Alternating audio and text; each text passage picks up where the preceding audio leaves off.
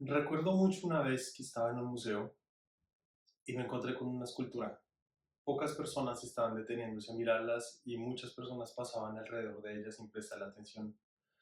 Pero a mí me habló, a mí me marcó mucho porque mostraba un hombre cansado, agotado, solo, abandonado. Y si bien tal vez estaba reflejándome yo en la escultura y tal vez no era la intención del artista, sino que era yo proyectándome a mí mismo en ella, sí me tocó y me hizo querer detenerme unos minutos y observarla y ver cada detalle de la escultura y cada cosa que el artista había tomado el tiempo de hacer en ella. Y con el tiempo, poco a poco, esa sensación que tenía de ese hombre fue cambiando y vi un hombre que estaba, a pesar de estar cansado, estaba parado con su espalda erguida, estaba preparándose para continuar trabajando y estaba sobre todo pensando en el futuro y viendo hacia el futuro con esperanza. Y me marcó y me cambió y me hizo cuestionarme qué fue lo que hizo que esta escultura me hablara y no ninguna de todas las que estaban alrededor. Y creo que eso fue la historia, fue tener una historia, fue contar una historia a través de la escultura. Hola, soy Walter Castro, ingeniero de profesión, pero mi pasión son las historias. Si te entusiasma el arte de narrar y quieres adquirir herramientas para crear tus propios relatos, estás en el lugar correcto. No olvides suscribirte y darle like a este video para apoyar el canal y no perderte ninguno de los contenidos que se vienen. Vamos a crear grandes historias juntos. La primera pregunta que uno se puede hacer al momento de escribir una historia es ¿qué es una historia? Porque si no está esa definición va a ser muy difícil conseguir el objetivo de crear una historia. Lo que puedo decir inicialmente es lo que no es, y no es solo una sucesión de eventos. Es una historia, va más allá de solo contar qué pasó y luego esto y entonces pasó. Una historia, al menos una buena historia, tiene que lograr transmitir sentimientos, tienes que tocarte, hacerte reaccionar. Una buena historia de amor te deja con esperanza, con un sentimiento de querer tener una persona cerca. Una buena historia de terror puede dejarte con pesadillas durante semanas. Eso es lo que hace una buena historia, generar algo en el que la está viendo, en el que la está leyendo. En el peor de los casos, debería hacerte plantearte una pregunta que no estabas muy seguro sobre tu humanidad. En el mejor de los casos, debería impulsarte a querer ser mejor y a querer mejorar como persona. Curiosamente, una de las muchas definiciones y muchas cosas que he visto analizando las historias es la definición del filósofo coreano Byung-Chul Han, quien tiene un ensayo en el que habla de la crisis de la narración.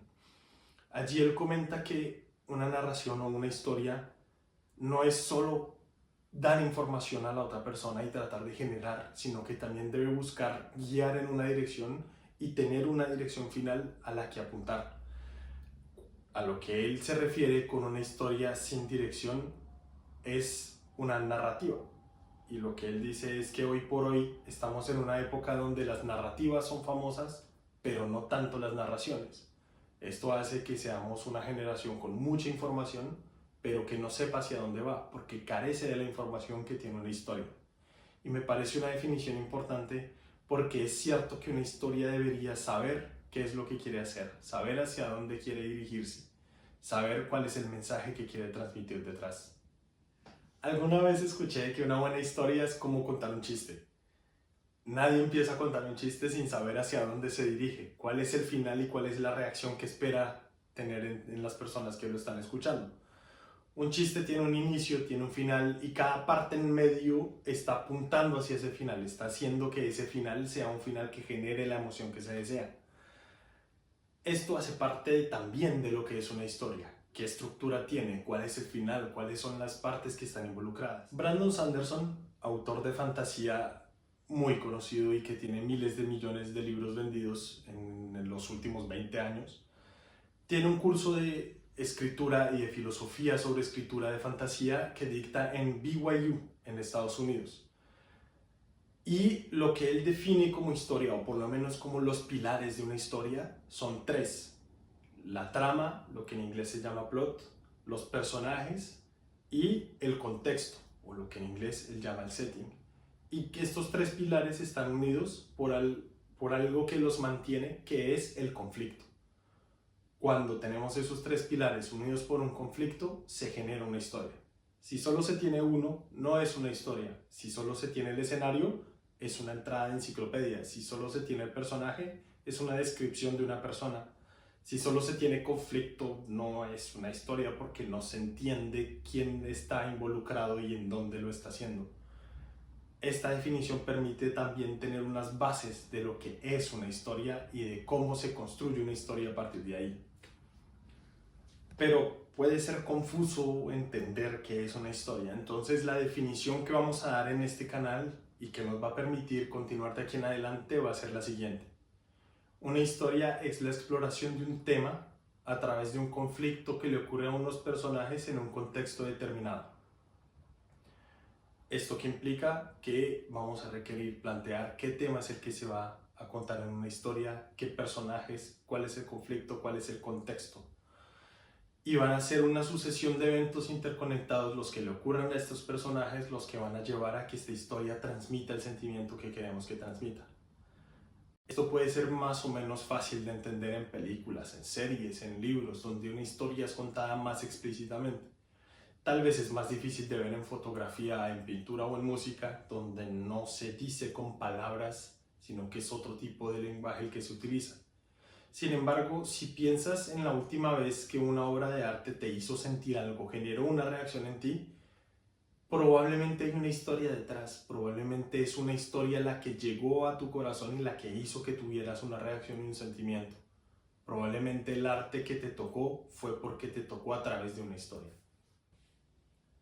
Tuve la oportunidad de visitar a un amigo en Berlín y mientras caminaba y hacía un tour de la ciudad llegué al punto de control Charlie, un antiguo punto de control para el paso de personas entre la Berlín Oriental y Occidental después de la Segunda Guerra Mundial.